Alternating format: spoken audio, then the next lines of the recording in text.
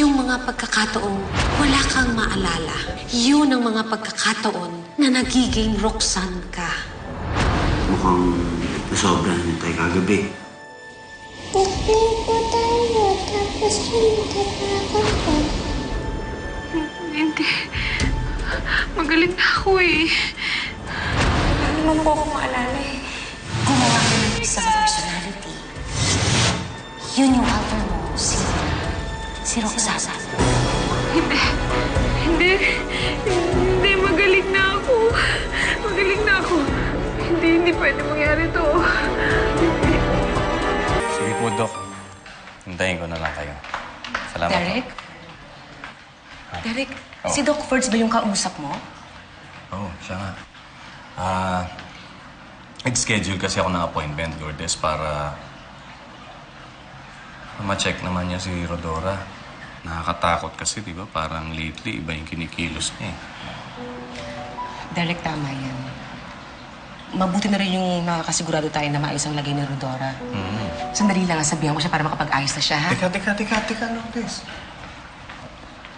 Huwag mo muna sabihan. Kasi mamaya, kapag in-examine siya ni Doc, mamaya makapaghanda pa siya, di ba? Eh, kung hindi natin alam, biglang lumabas yung alter na si Roxanne. Oh, hindi makakapaghanda pa siya. Mas maganda ni biglain natin. Derek, hindi lang tayo sigurado kung bumabalik kayo sa sakit niya, di ba? Lourdes, Angela, nag-iingat lang tayo. Kasi baka mamaya, lumabas nga yung alter na Roxanne. Eh, di ba nakita na natin kung paano umatake yun? Di ba? May sapi ng demonyo yun. Mahirap na. Alam niyo, Mommy, may point yan si Daddy. Kasi, Oh. alam mo yun, kung okay si Rodora, di mabuti, wala siyang sakit. Pero kung meron, di dapat malaman na natin agad. Oo Diba, nga. prevention is better than cure. Tama. Eh, ilang beses na tayong nag-goyo niyan eh. Di ba? Napapaniwala niya tayong siya nga si Rodora. Mahirap. Kailangan maging matapak ako. Kailangan may paglaban ko to. Okay lang naman na hindi. Nandito naman ako parati para magtanggol sa'yo. Hindi kita kailangan. Umalis ka na. Hindi kita kailangan dito. Umalis ka na. Umalis ka dito. Hindi kita kailangan. Umalis ka. Dennis! Rose? Sure ka ba dyan?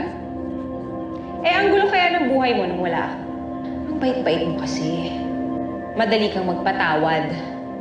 Ayan, tuloy, kahit naghalikan na si Angela at si Joaquin at tinakas pa yung anak mo, okay lang sa'yo. Alam mo ikaw, Rodora, umiiral na naman yung pagkatanga mo. Hindi. Hindi. Pinili kong magpatawa dahil mahal na mahal ko ang asawa ko. Patawad?